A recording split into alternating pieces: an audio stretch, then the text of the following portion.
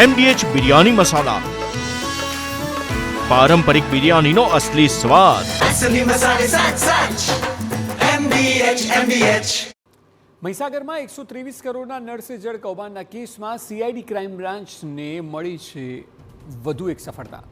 વાસ્મોની મહીસાગર કચેરીએ કામ કરતા 4 કર્મચારીઓની ધરપકડ કરવામાં આવી છે. 4 કર્મચારી પાસે 4 અલગ અલગ તાલુકાનો ચાર્જ હતો. સોશિયલ કર્મચારી તરીકે નિભાવતા હતા ફરજ. સરપંચો પાસેથી કોરા લેટરપેડ લઈને ફંડની માંગણી અને ખોટી સહી કર્યાનો આરોપ છે. સમગ્ર કૌભાંડ મામલે અત્યાર સુધી 22 લોકોની ધરપકડ થઈ છે. ઝડપાયેલા કર્મચારીઓ પાસે ખાનપુર, લુણાવાડા, કડાણા, સંતરામપુર તાલુકાનો ચાર્જ હતો. 4 કરાર આધારિત કર્મચારી હતા. ધરપકડ કરાયેલા કર્મચારીઓમાં ગિરીશ કુમાર વાણંદ, જનાર્દન પટેલ, મહેન્દ્ર કુમાર રાઠોડ અને નાથા ડામોરનો સમાવેશ થાય છે. અગાઉ મુખ્ય 12 તત્કાલીન કર્મચારીમાંથી 4 કર્મચારીને તેમજ 111 ઇજારદારોમાંથી 14 ઇજારદારની ધરપકડ કરવામાં આવી હતી. જ્યારે હવે ફરિયાદમાં નામ સિવાયના અન્ય 4 કર્મચારીઓને ઝડપવામાં આવ્યા છે. જોકે બીજી તરફ એવા પણ આક્ષેપો ઉઠી રહ્યા છે કે જેમનો કૌભાંડમાં મોટો રોલ નથી તેવા લોકોને જ સકંજામાં લેવામાં આવી રહ્યા છે. જેમની પાસે કરોડોની રિકવરી બાકી છે તેવા કોન્ટ્રાક્ટરો બહાર ખુલ્લામાં ફરી રહ્યા છે. સવાલ એ છે કે સરકાર ક્યારે રૂપિયા વસૂલશે અને ક્યારે લોકોને પાણી મળશે.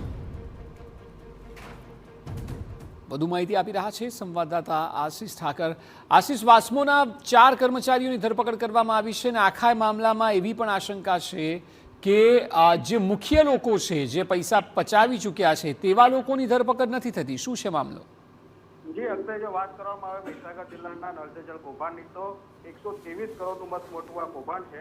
જેમાં ફરિયાદ 22 જૂને તત્કાલીન જે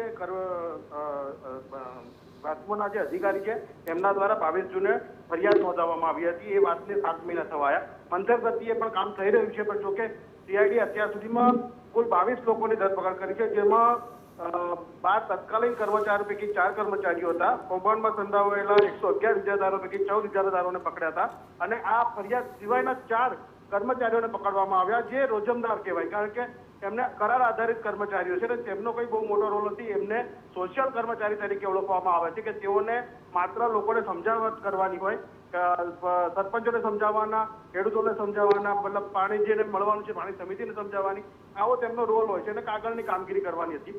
એ લોકોના પર આરોપ એવો લાગ્યો છે કે તેઓએ સરપંચો પાસેથી કોરા લેટરપેડ લીધા અને તે ફંડની માંગણી કરી.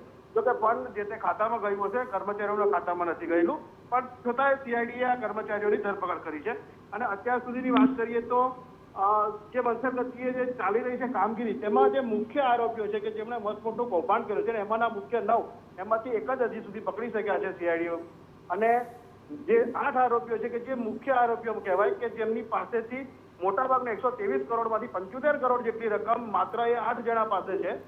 એવા લોકોને હજી સુધી CID પકડી નથી શકી.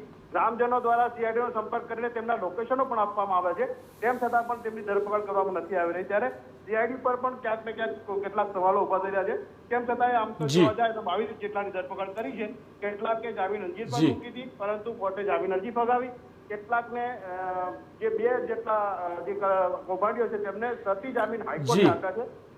આ સિવાયની કોઈ બીજી. જી આશિષ, આભાર સમગ્ર માહિતી બદલ. MDH કિચન કિંગ મસાલા રસોડામાં હોય તો આપણે કંઈ પણ બનાવી શકીએ છીએ. રીંગણાનો ઓળો, બટેટા ફુલાવર, ભીંડી મસાલા અને બીજું ઘણું બધું. MDH